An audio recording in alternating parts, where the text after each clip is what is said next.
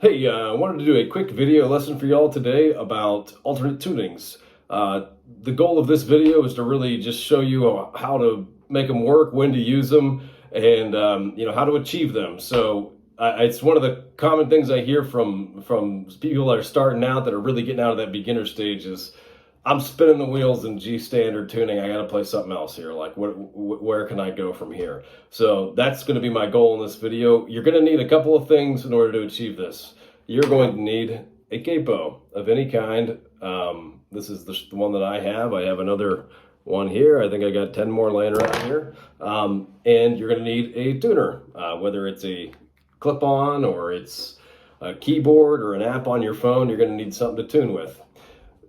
The other thing that is a big question is, what the heck do I do with my drone string?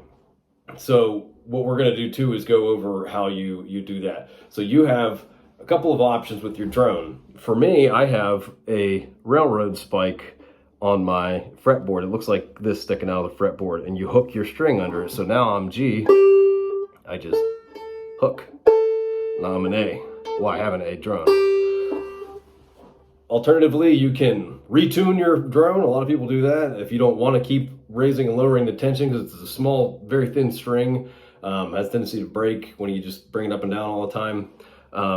You can get, like on my old resonator here, I have a 5th string capo, and this is actually a unit that is mounted onto the side of your banjo neck, and it has this little slide that it moves on, and you can just turn it, and it has this little arm on it that comes down and touches and capos your 5th string. So I've never seen, gosh, this thing's heavy. No wonder I don't play it anymore. Give me back trouble in the past. I was playing bluegrass all the time. Just make sure it doesn't fall over on me. That's not to say that you can't put a 5th string on an open back. I've just never seen anybody do it. I will say, if you decide to go that route, I highly recommend you take it to a luthier. At the very least, I highly recommend you take it to your local guitar shop or something to have them do it. It's a delicate process, and you don't want to go drilling into your instruments if you don't know what you're doing. So that's those are the 3 routes of dealing with your drone. So we're an open G. Everybody knows it. We're G, A, B, C, D, E, F, all the chords. Songs like Big Sayota.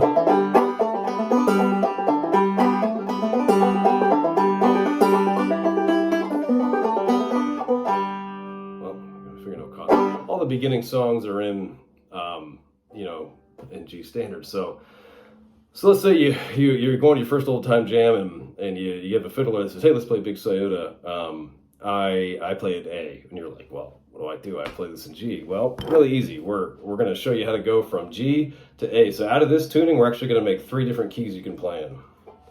We're going to go capo on. I like to capo about as close to the fret as I can get without being on top of it, and that is mostly because banjo strings are a lot thinner, and the tension of a capo can really push on them behind the fret and really raise their pitch. So here I have capoed to, I'm going to hook up to my A.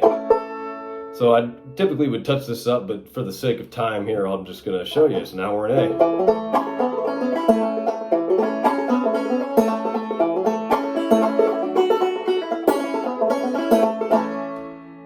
So there you go.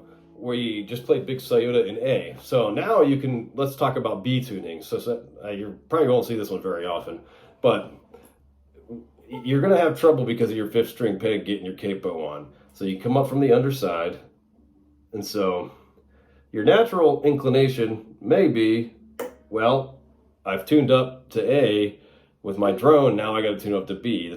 You can do that, but I will say, to save yourself from snapping a string, what I would do was I would think about the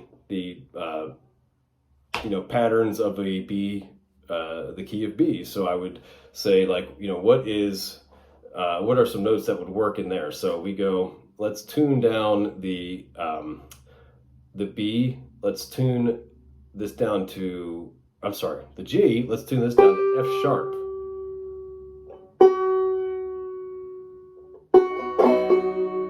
Okay, let's touch up a bit here. Something's off. everything's a little sharp just because the capo. Ooh, that's real sharp. That ain't bad.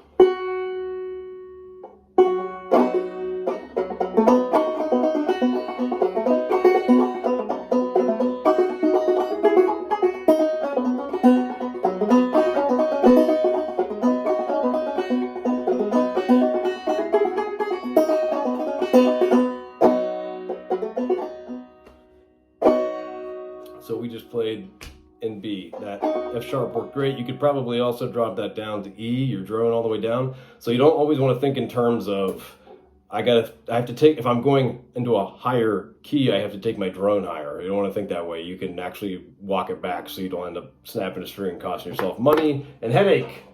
So I'm going to tune this back up. So the next thing that we're going to get into while I touch this up is sawmill tuning. So sawmill is known by a couple of names: sawmill, mountain modal, mountain minor. I think it's actually more of like a G sus4 tuning or something. Honestly, I don't pay a whole lot of attention to that part of it. I just know when to use it, know what notes to play, and how to play it. So it's kind of like my microwave. I know how it works. Well, I don't know how it works, but I know when to use it, and I know what stuff I need to use it for. So all we're going to do from G standard for sawmill is we're just going to tune the B up to C. That's all.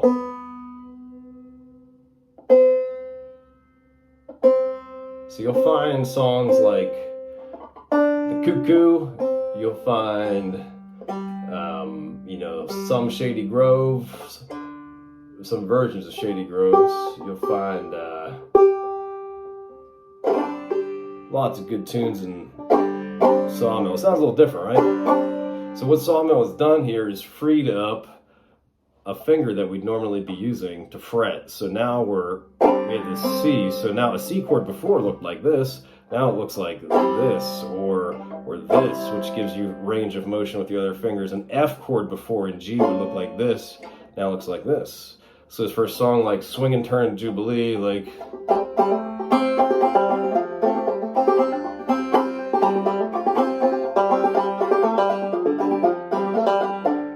so that was all on an F chord that I was playing that on, and it was working really well. And it gave me a lot more range of motion to use my fingers, different pull-offs, alternate string hammer-ons and pull-offs to use. A song like Kitchen Girl. I haven't played this in a while, so let's bear with me.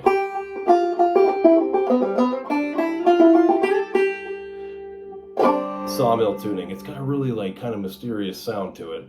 It's really cool tuning. So you can treat sawmill the exact same way you did with G standard. We're gonna capo on to 2 if we want to go into A modal and hook on up. So yeah, close enough. Something like Cluck Old Hen.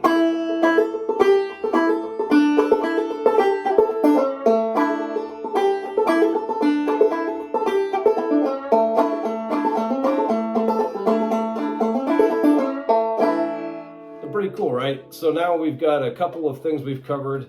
We have covered standard G, A, B, and how to adjust your drone and those to those respective keys.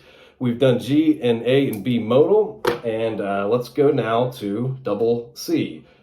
You are going to see a lot of songs in double C the further you get along your banjo journey.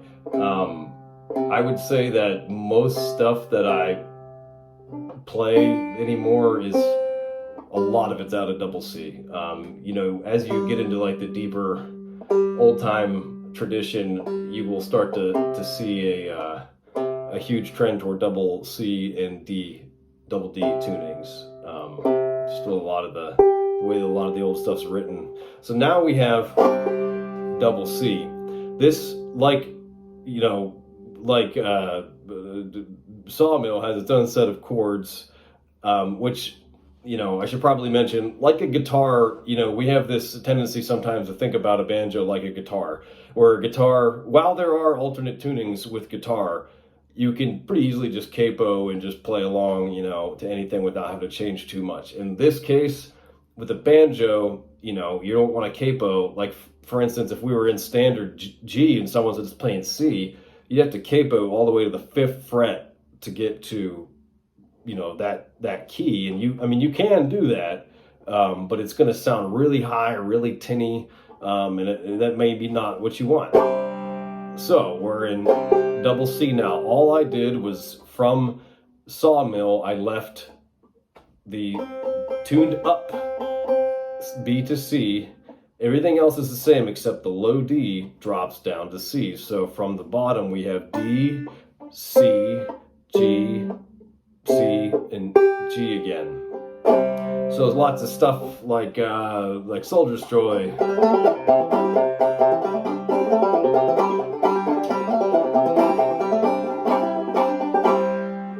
Is in double C. What you will find if you play with fiddlers a lot is they tend to play out of 2 keys very commonly. They play in A and they play in D. So your standard G is great to tune up to A, and then your double C is great to tune up to D. So if you ever see a lot of people online posting videos when they're playing in, like, you know, D, you know, they have a capo on, and you're like, I've had people ask, like, why do you put a capo on if you're just playing by yourself? And a lot of it is fret spacing, and if you're playing with a fiddler, you know, you want to have that fresh, that muscle memory is tight as you go along, and you want to be able to, you know, have, you know, that same range of motion. So what I did here is I capoed 2, and I'm going to hook up to A. So stuff like Arkansas Traveler.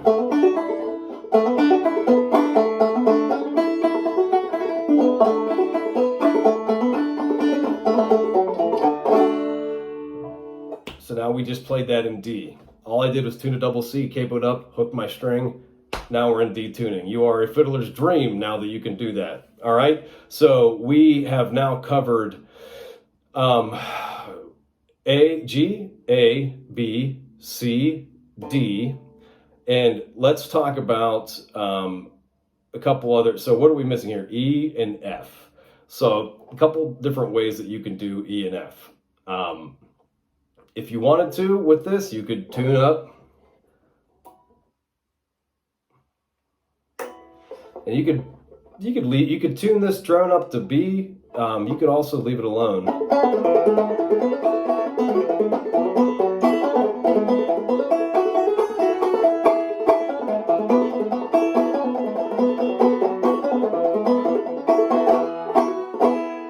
You could leave it at A. You can tune it down to E. You can tune it up to B. You could probably get away with F sharp. I'm not sure. Don't quote me on that. So there's E. Also, in a way of playing E that doesn't involve going up so high is when you're in standard tuning, you can drop your drone down to E. So if you're in standard G, bear with me while I touch up here.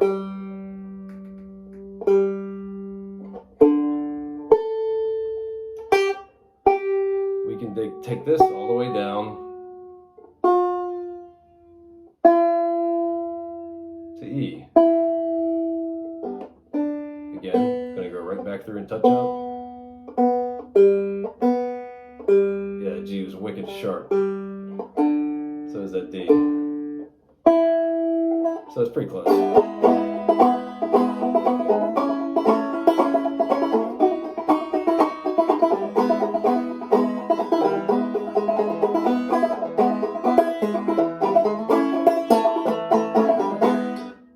I'm in E there, playing it that way too. So that leaves F. Who plays an F? So for me, actually, my voice being in a lower register, I actually sing really well in F. And I don't like long neck banjos, which actually are, you know, like tuned a lot lower, down to E, I believe. I really don't. I just, it's personal preference. I don't like long neck banjos. So you have the option of tuning your banjo down a whole step. So that would put you at like F for your drone, C, F,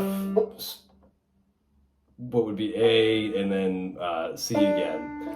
And you can do it that way. Or I know some people, and I personally don't do this, but you can tune back to sawmill.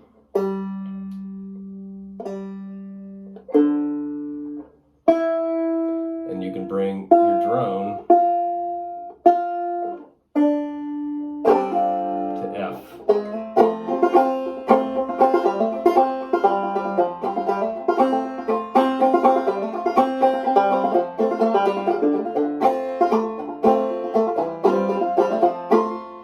So those are some common tunings. There are a ton of them out there. So I tried to cover in this one just the ones I think you're going to run into the most. Again, if you get into a rut, check it out. It's a great way to really challenge yourself and learn something new. Don't be afraid of it.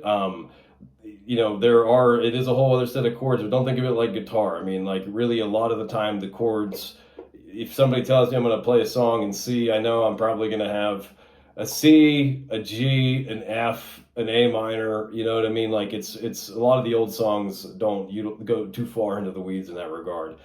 So you're going to be playing a lot of fun melodies, and it's really going to change up, and it's going to really.